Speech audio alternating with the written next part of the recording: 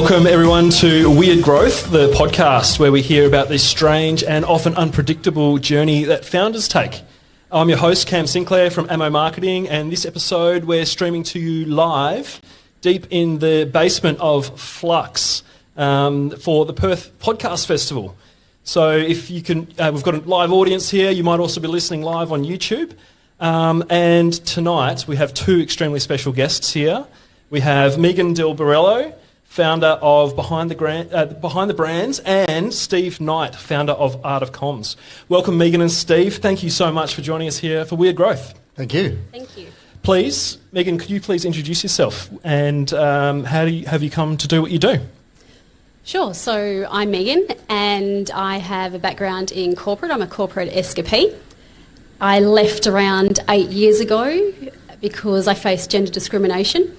And I decided to start a marketing agency when I had a 6-week-old, which was a lot of fun. Wow. So coming from an agency where I was managing director, I had 30 staff here, probably another 50 overseas, to a home office with a baby and a dog and a husband that worked away was a bit of a shock. I didn't even know how to change the toner in the printer. And the business grew really, really fast, and I found that I was really isolated. So I started to try and seek out other women that were in the same situation, came across a few networking groups, didn't like them. They were more focused on what they were wearing than their business. And I approached a few people I knew to see if they wanted to start doing some peer-to-peer mentoring. And so we started a peer-to-peer mentoring group, and then I decided that I would start a blog, which was Behind the Brands, and were featuring female founders because I couldn't find a lot of articles on female founders. And so that started and grew pretty fast. We were featuring women Australia-wide, and the peer-to-peer mentoring took off, and then I was asked to do some other services for female founders. Fast forward to 2020, I had my second child about 3 weeks before we went into lockdown. And I decided to close my marketing agency and focus on Behind the Brands full time. Amazing.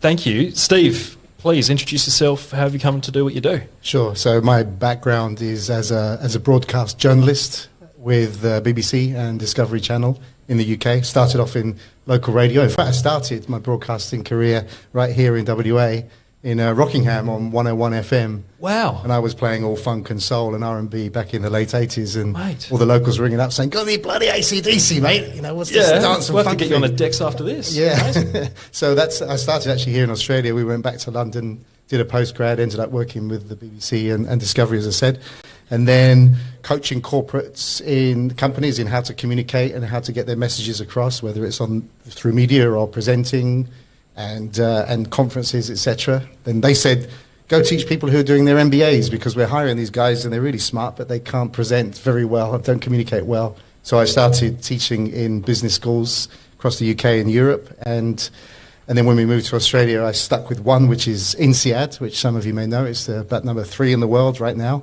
and we've been number 1 a couple of times in the last 6 years. So I'm what they call an adjunct professor, which means part-time, and of business communication, and we developed a course called Art of Comms, and then we've now evolved that into also an app, and so using it at INSEAD right now and taking it beyond very, very soon. I was part of the Plus 8 consortium. You were? Were you in the first cohort? No, 2019. 2019, yeah. Well, look, it's so good having you both on Weird Growth, both well-known and well-liked personalities around the Perth startup scene. So thank you for being here. And before we get a little bit deeper into your stories, I have a little pop quiz for you. It's something we do each episode on Weird Growth. Okay. And the question is, if you were to start from scratch today, a new business, separate to what you're doing now, what would it be, and who would you be helping? Wow. I thought you was good at like pop music. I was thinking, okay, I might do quite well at this. You want to go first? I think I'd start something in e-commerce. Yeah, right. Why's that? I don't know. It looks... This is a pop quiz, so you don't have to have an answer. I know, right? I know. I just think it looks cool. There's so many things that I like to buy online that I reckon I could sell. Love it. Steve? I don't know. I'd either be an MI5 or Australian version agent or an opera singer. Wow. Why not? or a singing secret agent. Why not? Why not? Very cool. May not be thing. very secret though. Then if I was doing opera and secret, you know. Megan, what's the problem you're solving with behind the brands? Gosh, where do we start? I guess the major one is helping female founders overcome challenges that they face in building businesses. So we provide them with support, mentoring and female-focused programs that help them build high-growth, scalable businesses. And we have a really strong focus on capability building, because what I've found with a lot of female founders, and actually a lot of founders, is there's no business foundations in anything that they're doing. And if we focus on the founder and build their capability, then they're going to build better businesses, and then they might exit those businesses. And so when they go to start another business, they have those skills in place. Love it. Steve, you mentioned before the challenge that you're solving is executive sort of level professionals coming out of MBAs but still not being very good at necessarily communicating or speaking to other humans. What is it about communicating that people find so tricky? Well, I think there's the old adage, isn't it? I think it was I can't remember who quoted it, but it was something like rather than read the eulogy at the funeral, I'd rather be in the casket. I think it was Adam Sandler. Oh wow, that said that. And just generally, people would rather have 4 teeth removed without anaesthetic than do public speaking. You know, but what we teach is, you know, why use the term public speaking, or I'm doing a presentation, or I'm just going to bang through a deck of slides here. Why not just say I'm having a conversation with other people who also happen to be business people who are also human beings. So let's just have a conversation like we're doing now. And Absolutely. We change the mindset. So we have a big slide at the beginning that says banned public speaking, banned presentation skills, banned deck of slides, you know, just to make it normal and natural. But back to your point about whether it's people coming out of an MBA or somebody who's a CEO or a chairperson, it doesn't really matter on their seniority or the hierarchy, where they are in the hierarchy in the business. We can find that some of those chair people and CEOs, regardless of where they're from in the world, regardless of their gender, can be worse than people coming out of an MBA, and vice versa. You know, so really, at the end of the day, it's all very individual. So we work with all of those people. How did you find your first customers? What did you do to sort of reach those early people that you were helping? I guess my first customer was me. Yeah. It's a need, or it's something that I needed. So I created it myself, and it actually really happened organically. So I just started talking to other people that I knew and found that they had the same problems and pain points, and it went from there. Steve, you obviously stumbled upon the market really through the INSEAD program and through some of the other things you were doing. What was the trigger point where you realised, hey, this is something that is deeper, there's something here I need to pursue? Well, so initially, you know, when I was working in television, then you get invited to host conferences, and then you're hosting those conferences, and the C-suite would come up afterwards and say, hey, Steve, you know, can you coach me to do what you're doing when you're up there? And I was like, no, I'm not a coach. You know, it's like asking, you know, someone who plays football, can they be a coach? Not necessarily, right? Yeah. So I just kept saying no for 2 years. And then eventually I said yes. My first client was Orange, mobile phone company in the UK at the time. And I did a course with them. And that's when the sales director said, please go and talk to the MBA schools. But when I did it, no one else in Europe and the UK was actually teaching communication skills on a vocational, practical point of view from a TV, radio, media perspective and business. Lots of academics doing it, and no disrespect to academics because I work in an academic institution, but it was just at that time we're coming at it from a very different way. So to me the kind of penny dropped when you go into all these places and you see the challenges. You know, so mostly around the world people are doing business in English. Lucky old us, right? And so it's not their native tongue necessarily, or if it is their native tongue, we might have strong accents, regional accents that don't travel internationally that well. And so there's just so many challenges and issues. I mean, it's endless, and everybody needs to communicate well, and more so now than ever. Yeah, absolutely. Megan, why do you think that is? What's so important about communicating well now more than ever? Well, I think. I think now more than ever is because we've been a lot of us have been stuck at home with COVID and everything like that. And, communication is key. If you can communicate well to people and get your point across and tell them what you really feel and what you really want, then there seems to be less, stress points. Yeah. I think in business, I'm very well known for saying what I think, and I think, I can get it away in such a way that people understand. But if I was to, just go about my everyday and not really speak up and communicate well with people, then I don't think I would have progressed as far with the business. Yeah, and even internally, inside a startup or inside an organisation or a corporation, we've seen that it's like communication is probably 90% of friction points if it's not done well, right? And we saw, picking up COVID, I think everyone's sick of hearing about COVID, but it's an important lesson that it was the leaders who communicated the best, and almost to a point where they were over-communicating, that had the perception of doing the best job, because it's about getting that information and reducing uncertainty, and uncertainty is what creates stress, right? Absolutely. Yeah, and so I guess on the theme here of communication and being on a podcast, it's kind of strange that when you think about it, that podcasting has become as popular as it has, and every man and his dog has a podcast.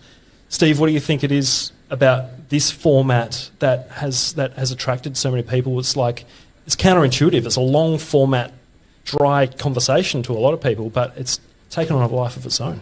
I think it's because it's so easy to do. I mean, of course, we have Jürgen here with his kit, and he's broadcasting it. But I was doing, when we had COVID, the subject we don't want to talk about, but I was doing all my online courses for INSEAD and elsewhere from Dampier room up on the 6th floor with my MacBook. And I'm thinking, this is crazy. I'm broadcasting to the world here, because we have participants in China, in Hong Kong, in Japan, in Switzerland, in the UK, here in Australia. One person was listening to just up the road in Mounts Bay Road, which was quite funny. But we were just literally doing it from my laptop, and I went out and bought a stand exactly like this and a microphone. And I was just thinking, it's so amazing. And one of the fears I had when I first started working in radio, one of the biggest fears I had was, oh my God, this cockpit of a radio station desk, and they're pretty still much the same, but what if something stops working? What if music stops playing? What if the ad breaks down? What am I actually going to say? Yeah. And that was such a fear for me. And now it's just so easy. Look at that. It's just easy. It is amazing. Yeah. So I think it's accessibility, and it's not something that's just exclusive for people who are in some sort of club. So when I wanted to get into broadcasting, I had members of my family and friends that say, are you seriously? You're never going to make that. Come on. Like people when they want to go into acting or singing or whatever, people always think that's just a job for other people. But everyone can do this. Megan, with the entrepreneurs you're working with, are you seeing anyone embrace this format, or what sort of communication channels are you seeing working in that space? Yeah, definitely quite a few are doing podcasts, and I personally love listening to podcasts. I listen to them all the time in my car instead of music. Same, yeah. And, a variety of them. I love hearing people's stories and getting tips and things. But I've seen podcasting to be really successful in reaching a wider audience, and particularly around brand awareness. And I think it is actually one of the best channels that you could do. I don't think I've said this on Weird Growth before, but the reason that we decided to start Weird Growth was because I just didn't enjoy writing blog articles. It just felt like such a chore to sit down and come up with 1,000 words. It felt like uni again, writing essays. And, you're told by marketers like us that it's important for SEO and all this sort of thing. But what I realised was we were having such rich, interesting conversations with founders just during the course of doing our work, but no one else got to hear those stories about the interesting little inflection points that they stumbled across in the course of growing their startup that led to a really successful business, and wanted to make sure that got shared with the world. But it's also fun, and you get to sit down with interesting people and have a chat to them. But the content becomes so much bigger than just an audio format. We do video, so it's live on YouTube at the moment. Phoebe, our social media marketer here, chops it down into sweet little 30-second clips, writes like a page worth of notes on on what was discussed during the podcast, and that becomes SEO content as well. And so it's just such a rich sort of format that can take on a whole lot of the life of its own. It's been really good. So that's why we love doing it. What can founders learn from what you guys know about the importance of communication and about turning their ideas and dreams into reality? Want to go first? Okay, why not? So in terms of, is if you want to have the belief and passion to do it, or Yeah, well, like, obviously communication is so important to it, but it can seem extremely scary and daunting and don't know where to start and how to do it. And I think that's what we see as well as particularly technical founders with, propeller heads sitting in a darkened room and, they have an idea or a vision to communicate, but they don't know where to start. Like, what can they learn from what you guys know to turn that into something above the line? Well, from my experience of just being in the local community and the travels that I do, and just this, we have an entrepreneurship program at INSEAD, and then we have a competition every year. In fact, one of the judges comes from Perth. Ian Brown comes all the way to Fontainebleau in France to judge the competition at the end, which is great commitment from him. Ian Brown, what a legend! Yeah, he's an INSEAD alum, so we get everywhere.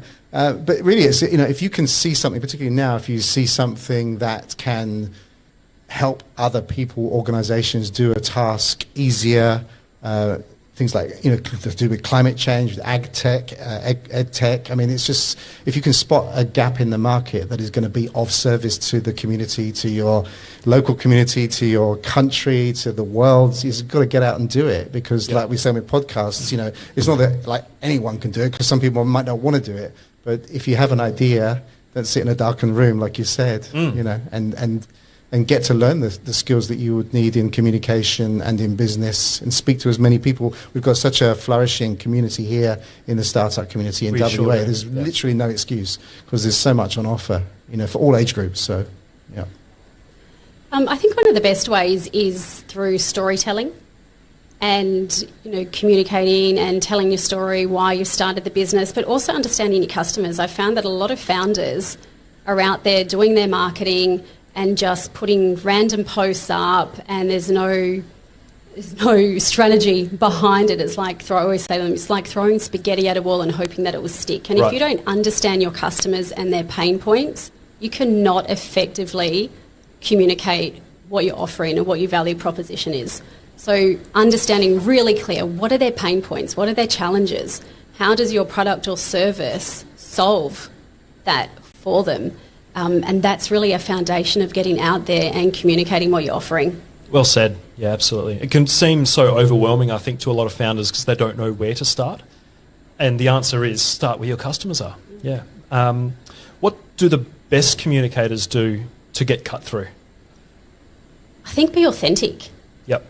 Just really tell your story. People want a personal connection. People want to buy from people. They want to see what you're like on social media as what you're like in real life. And again, intertwining your story into it. I say to founders so often, it's storytelling. You have to be comfortable with getting out there and telling your story, creating that emotional connection. Steve?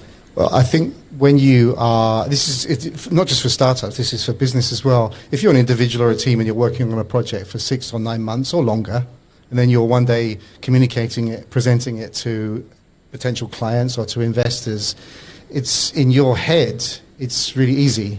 But for someone who's hearing it for the first time, it's not necessarily so easy. So you have to simplify it. So not dumb it down, but just simplify it. And you've got to think who's in the audience, who am I talking to, and how do I need to tailor my message so that it's what they need to hear from us in order for it to resonate and for them to make a decision. I mean, we have 4, you said be authentic. We have 4 key areas of art of comms. The app is free to download, by the way, for everybody.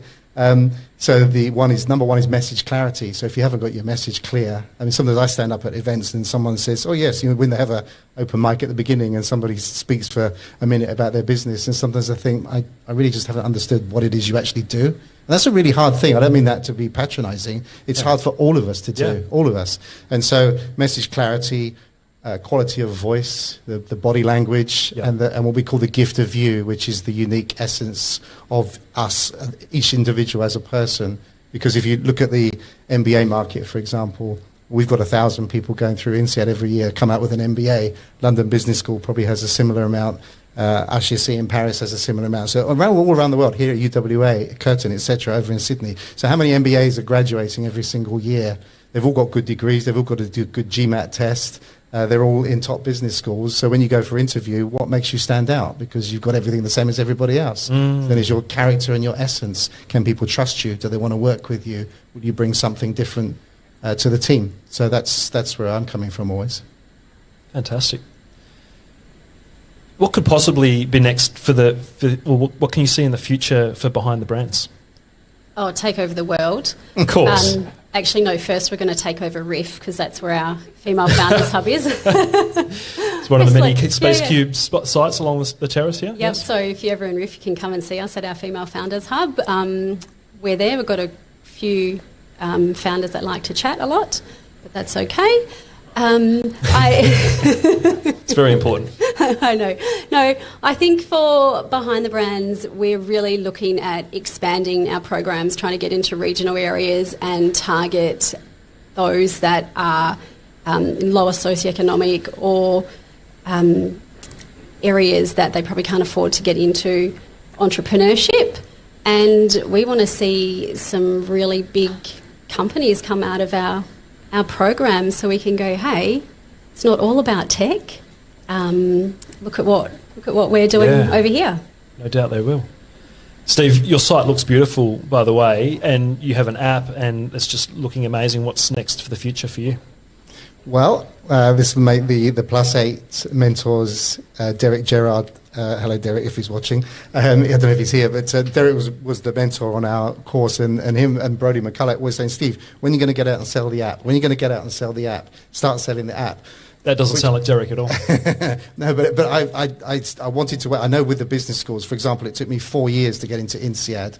I had to get 4 references from other business schools. I had to have a video of me teaching in another business school. I mean, it's horrific to get in.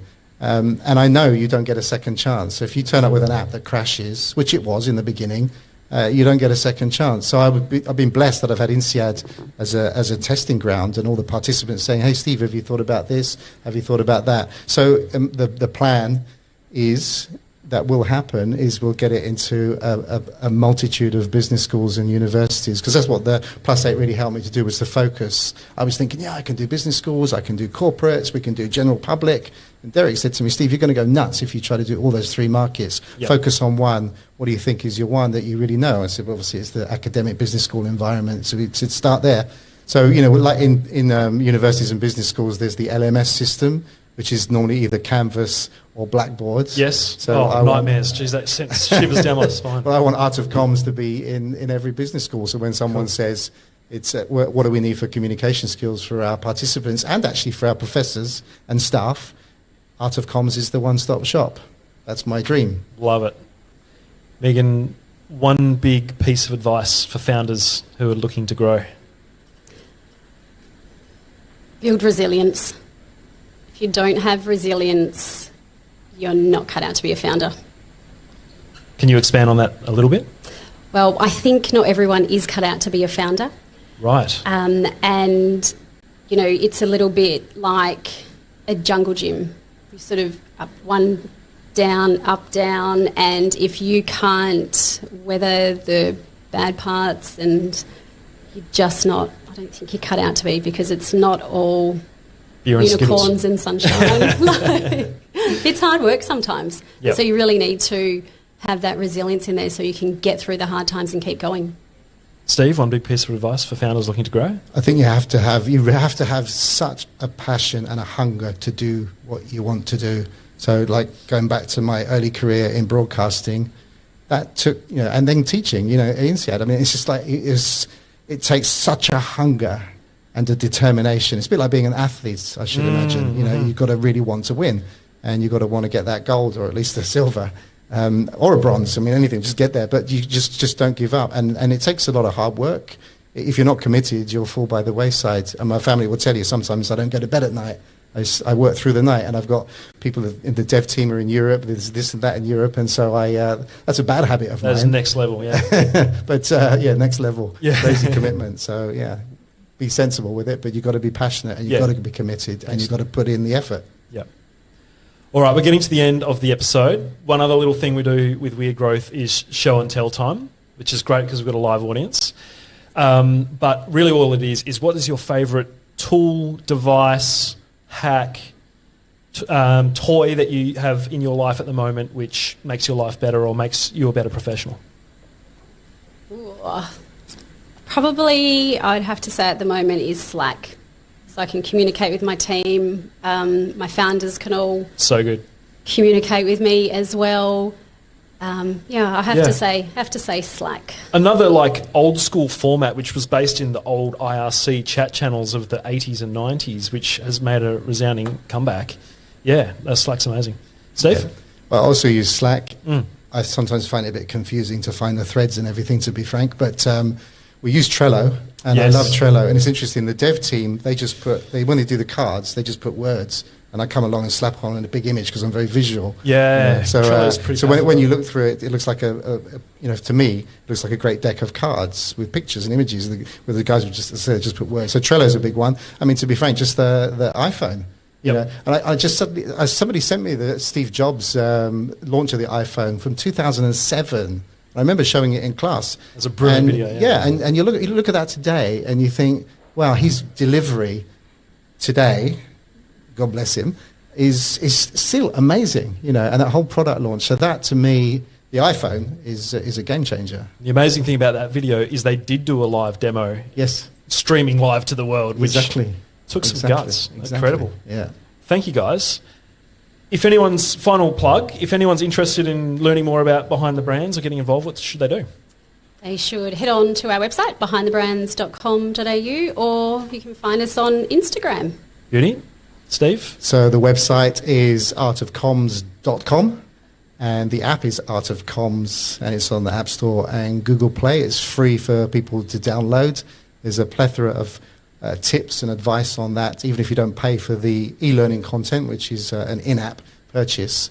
That's the body of the work. And you download it, you record yourself rehearsing for a podcast or a presentation, share it with your close, trusted colleagues, and they give you feedback based on the feedback guidelines that we have in the system, which is part of the Art of Comms process. It's very cool. Yeah. Well, Megan, Behind the Brands, Steve, Art of Comms, thank you so much for joining us on Weird Growth for Perth Podcast Festival here in Flux. Thank you all for being here as well. This was a blast, honestly. It's really good fun.